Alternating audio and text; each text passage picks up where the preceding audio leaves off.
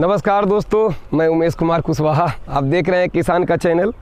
मतलब अभी जो मौसम चल रहा है किसानों के लिए बहुत ही अच्छा मौसम है। इस समय आप जितना हो सके अपने बकरियों के लिए चारा इकट्ठा कर लें।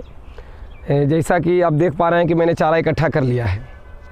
जो बकरियों के लिए सूखे चारे होते हैं जो भी आपके एरिया में मिल पाएँ, ऐसे तो बढ़िया आपके लिए दलहनी चारा है, जो जिस फसल का दाल होता है उस फसल का चारा, जैसे मसूर, चना, इन सभी का आप चारा अगर इकट्ठा कर लेते हैं तो आपके लिए बहुत अच्छा है। भविष्य में आपको परेशान होना नहीं पड़ेगा और अभी सही रेट में भी आपको मिल जाएगा। तो जैसे कि मैंने जो चारा इकट्ठा किया है वो किसानों से लेकर मैंने किया है। जो किसान जो देहात के किसान होते हैं उनसे मैंने लिया है। और देखिए इस बार चारा जो भी मैं सब लाया हूँ सब धीरे धीरे करके इकट्ठा किया गया। तो अगर सीज़न के अनुसार आप चारे लेते हैं तो एक तो आपको सस्ता पड़ता है, थोड़ा सा परेशानी है क्योंकि कोई व्यवसाय करने जा रहे हैं तो इतना तो आपको झेलना ही पड़ेगा। यदि समय के अनुसार आप चीज़ों को तैयारी नहीं करते हैं तो बाद में बहुत ज़्यादा दिक्कत हो जाएगा और सब दिन आप परेशान रहेंगे कि हम क्या करें, कैसे बकरी पालन करें। क्योंकि चारा है तो बकरी है। जानकारी तो अपने जगह पे है दोस्त, जानकारी तो आप ले सकते हैं यूट्यूब के माध्यम से, बहुत जगह से आप जानकारी ले सकते हैं। बहुत सारे ट्रेनिंग दिया जा रहा है, फ्री भी लोग ट्रेनिंग दे रहे हैं, जो अच्छी बात है। और यदि आप सब चीज़ जानते हैं लेकिन अगर आपके पास चारा नहीं है तो फिर आप कैसे कर पाएंगे। सिर्फ जानकारी से बकरी नहीं चलेगी, खाएगी भी।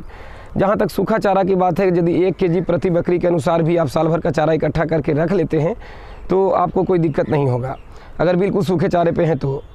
और यदि आप हरा चारा आप खेत में बोते हैं, जिस तरीक़ा से मैं अपने खेत में बो के रखा हूँ उस तरीक़ा से अगर हरा चारा आप बोते हैं तो अगर आधा किलो प्रतिदिन के हिसाब से भी बकरियों के लिए, यानी एक बकरी के लिए 15 किलो के हिसाब से भी साल भर का इकट्ठा करते हैं, यानी 1 महीने का 15 किलो, इस हिसाब से साल भर का भी इकट्ठा करते हैं हरा चारा पर्याप्त रूप से रहने पर, तो आपको परेशानी नहीं होगा।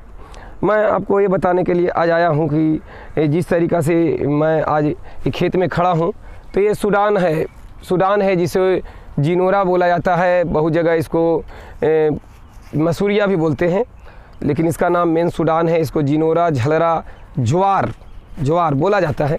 तो ये भी मैंने लगाया है और मेरे खेतों में बहुत तरह के चीज़ें लगा हुआ है। जिसे ज्वार तो ये है ही, इसके पीछे भी मैंने और ज्वार लगाया है, जो भी एक कटेगा, एक ख़त्म होगा, उसके बाद वो चलेगा। हालांकि एक बार ज्वार को काटने के बाद जिस तरीक़ा से मैं काटते जा रहा हूँ ना, जिस तरीक़ा से ज्वार को काटते जा रहा हूँ तो फिर पीछे से कल्ले इसके निकलेंगे और फिर से तैयार हो जाएंगे। यानी कि एक बार बोने के बाद आप काटते जाएँ, फिर से निकलते हैं कल्ले, कम से कम 4 बार आपके चलेंगे, 4 राउंड आप इसका इस्तेमाल कर सकते हैं। तो मैंने ज्वार लगाया है। और एक जो नेपियर, जहाँ तक बात है नेपियर, जो पहले भी आप देखे होंगे मेरे खेत में नेपियर पहले से भी लगा हुआ है। और नेपियर भी एक लेग चलता रहता है, यानी नेपियर फिक्स है कि 12 महीना उसको खिलाना है। तो एक तो नेपियर हो गया, उसमें बहुत सारे तत्व मिल जाते हैं। और सीज़न के अनुसार, जैसे मैंने पहले बरसीम बोया था, अब बरसीम का सीज़न ख़त्म हो गया तो ये ज्वार में बोया था जो अब तैयार है और इसका कटिंग हो रहा है। तो इसके बारे में मैं थोड़ा सा आपको बता दूं कि यदि ज्वार का फसल आप खास करके ज्वार का चारा लगाए हुए हैं तो ज्वार का कटिंग तभी आप करेंगे जब देखिए इस तरीक़ा से जो गीला है मिट्टी, जो इस तरीक़ा से राउंड हो जाए तो ही इस्तेमाल करना है। यदि अगर सूख गया खेत, अगर सूख गया, नमी नहीं है, तो पहले इसका सिंचाई कर लें, उसके बाद जानवरों को, बकरियों को खिलाएँ और जितना हो सके इसको काट कर खिलाएँ। तो कहने का मतलब सिंचाई अब कितना दिन पर करेंगे, ऐसा अगर आपका कोई सवाल है तो सिंचाई मौसम के अनुसार करना पड़ता है। क्योंकि गर्मी का दिन है और जब पछिया हवा चलता है ना तो जल्दी खेत सूख जाता है, तो 10 दिन में भी सिंचाई करना पड़ सकता है।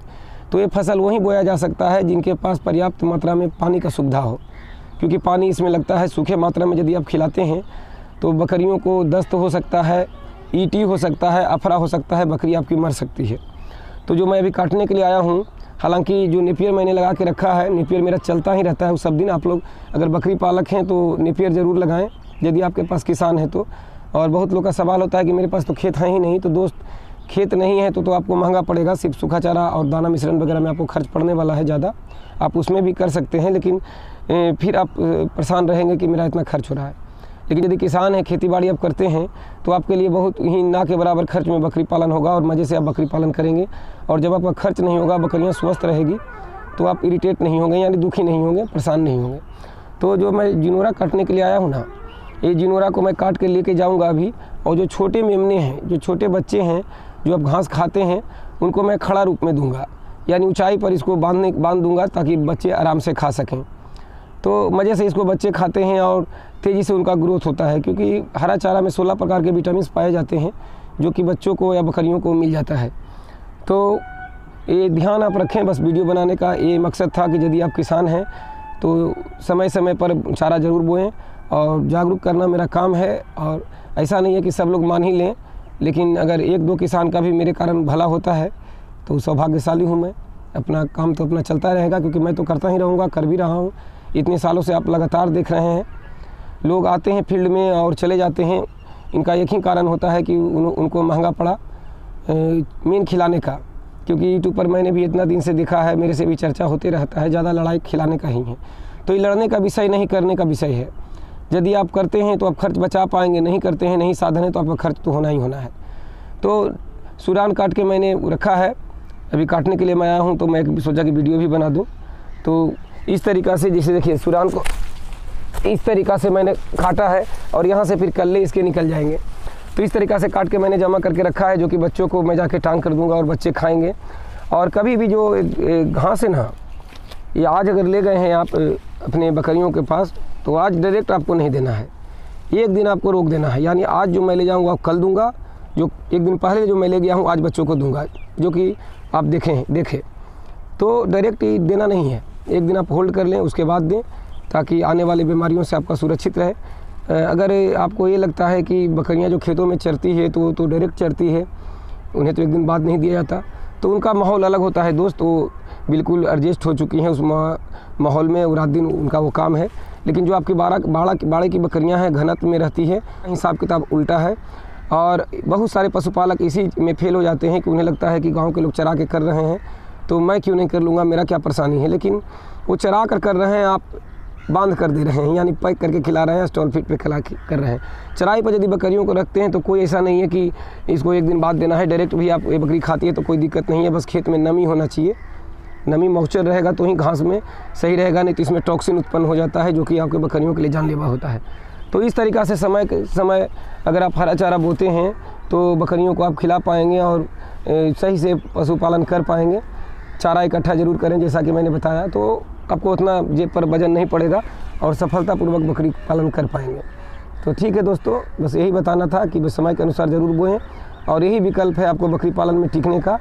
किसान का काम है, किसान बन के रहें तो ही कर पाएंगे, अन्यथा दिक्कत आपको तो परेशानी आएगा ही।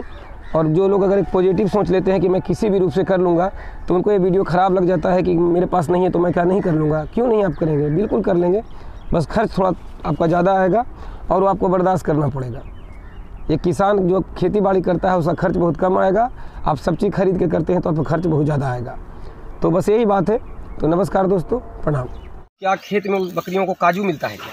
खेत में उनको दाना मिलता है क्या? कुछ नहीं मिलता, घास चरती है। और हमें हमारे और आपके बकरियों से जो स्टॉल फीड पे है उनसे अच्छा रहती है, अच्छा सेहत होता है उनका, और किसान का कोई खर्च नहीं होता क्योंकि वो पूरी रूप से चराई पे रखते हैं।